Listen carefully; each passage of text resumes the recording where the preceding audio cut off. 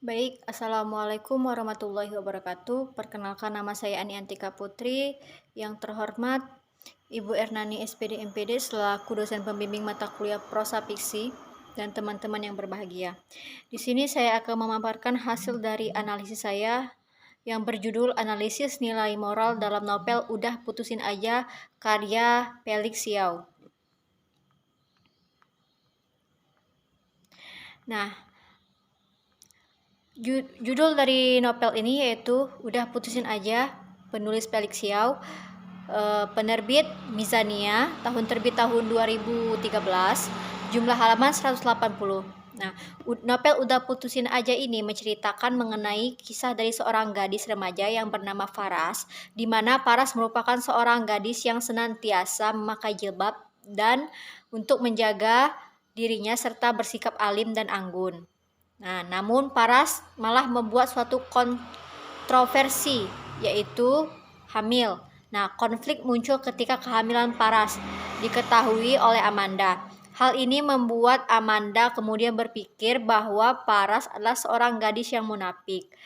Hal ini kemudian diperparah dengan postingan oleh Amanda yang memperlihatkan Paras masuk ke sebuah klinik kandungan. Akibatnya semua orang mulai mempertanyakan kebenaran tersebut. Nah, pada awalnya Paras tidak begitu menanggapi hal itu, namun lama-kelamaan hal itu membuat dirinya terganggu. Ditambah lagi orang tua murid lainnya juga ikut memprotes terhadap kehamilan Paras ini. Di sisi lain, Amanda merasa penasaran dengan semua kejadian ini lantaran Bu Jasmine, kepala sekolahnya, tidak mengeluarkan Paras dengan segera.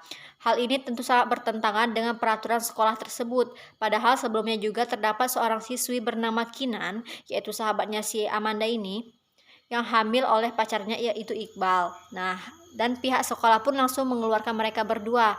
Karena hal ini Amanda tidak terima, merasa semua ini tidak adil. Hal yang aneh justru menimpa Amanda, di mana ia harus masuk ke pesantren karena kehamilan Kinan. Padahal yang hamil adalah Kinan, bukan dirinya. Dan Amanda sama sekali tidak diizinkan oleh sang ayah untuk berpacaran dengan Randy yang merupakan cowok populer di sekolahnya tersebut. Hal ini membuat Amanda sangat ingin sekali membuktikan bahwa dia masih bisa menjaga kesuciannya walaupun dirinya berpacaran. Nah, judul ini membuat kontroversi ya, karena bagi remaja-remaja berpikir bahwa masa muda itu adalah masa yang paling indah untuk bersenang-senang dan menikmati sesuatu, tetapi tidak dengan di cerita ini. Karena di tengah tren pacaran yang tengah menjamur di berbagai kalangan anak muda, buku ini seolah melawan arus. Nah, dan dengan begitu, inilah yang menarik buku ini juga memberi sanggahan untuk alasan-alasan yang sering terjadi kebenaran para remaja dalam menjalani pacaran. Selanjutnya, setelah menyajikan data penelitian, kemudian menganalisis penelitian, menemukan beberapa temuan penelitian yang berhubungan dengan fokus penelitian ini, yaitu pesan moral dalam novel Udah Putusin Aja. Berikut adalah temuan moralnya. Yang pertama itu mengucapkan salam ketika bertemu. Nah, generasi muda muslim saat ini dalam berkomunikasi saat bertemu tetap menjaga nilai-nilai yang diajarkan oleh Islam, yaitu dengan mengucapkan salam terlebih dahulu seperti yang dilakukan Paras. Mengucapkan salam telah menjadi suatu budaya di Indonesia. Tetapi pada masa sekarang atau seiring berkembangnya globalisasi, budaya mengucapkan salam pada kalangan generasi muda telah hilang.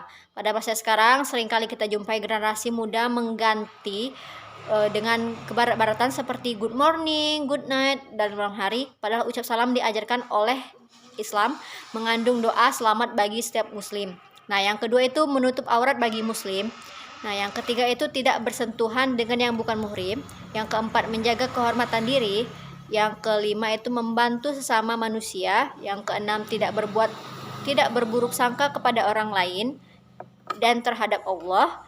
Yang ketujuh yaitu saling memaafkan sesama manusia. Perspektif teori. Jika dilihat dari perspektif teori norma budaya, teori ini melihat cara-cara media massa mempengaruhi berbagai suatu produk budaya. Padahal hakikatnya teori norma budaya menganggap bahwa media massa melalui pesan-pesan disampaikannya secara tentu tidak dapat menumbuhkan kesan-kesan yang oleh khalayak disesuaikan dengan norma-norma budaya. Nah, dalam mempengaruhi norma-norma budaya, di media massa mempunyai beberapa cara untuk ditempuh. Pertama, informasi yang disajikan yang dapat diperkuat oleh pola-pola budaya yang berlaku serta penyajian masyarakat bahwa budaya tersebut masih berlaku dan harus dipatuhi. Kedua, media massa dapat menciptakan budaya-budaya baru yang dapat melengkapi atau menyempurnakan budaya lama yang tidak bertentangan. Ketiga, media massa dapat merubah norma-norma budaya yang telah ada yang berlaku sejak lama serta mengubah perilaku masyarakat itu sendiri. Nah, berdasarkan penyajian data yang diuraikan oleh saya sendiri, serta dapat menganalisis data dengan menggunakan analisis semiotika. Nah, yang dalam novel Udah Putusin Aja, karya Ustadz Felix Yao, kemudian peneliti menemukan bagaimana presentasi objek interference tentang pesan moral yang ada di novel tersebut. Mungkin sekian itu saja yang dapat saya sampaikan. Lebih dan kurangnya saya mohon maaf, kepada Allah saya mohon ampun. Akhir kata, wabillahi taufik wal hidayah. Wassalamualaikum warahmatullahi wabarakatuh.